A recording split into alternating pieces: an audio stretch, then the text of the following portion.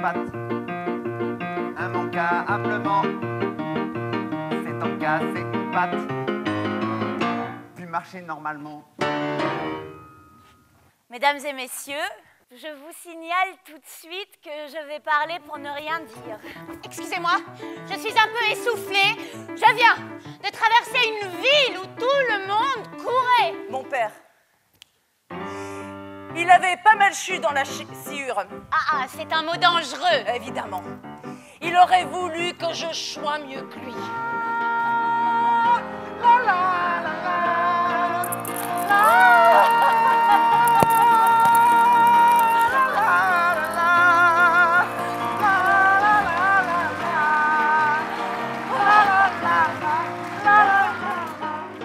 On voit bien que vous ne les connaissez pas. D'abord, le fou n'aime pas la marche. Pourquoi? Parce qu'il la rate. Un jour, dans un salon, je bavardais avec des gens. J'avais les deux mains dans les poches. Et tout à coup, alors que j'avais toujours les deux mains dans les poches, je me suis surprise en train de me gratter l'oreille. Un chien aussi, c'est choix. Oh, mais moins bien qu'un chat. Un soir, j'ai vu un chat sur un chien, un chiot, un chocho, un petit chocho, à la suite de tout un concours de circonstances.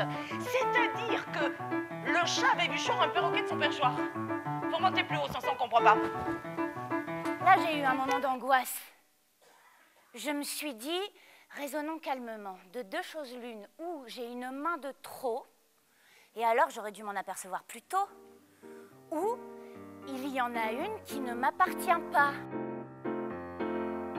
Retirer quoi? Et l'autre a dit... Retirez la buée, on ne voit rien. Sex shop, devant un sex shop. Sex shop. Sex shop, devant un sex shop.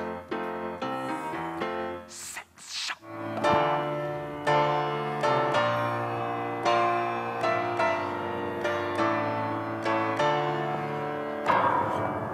Je ne sais pas si vous croyez à la sorcellerie.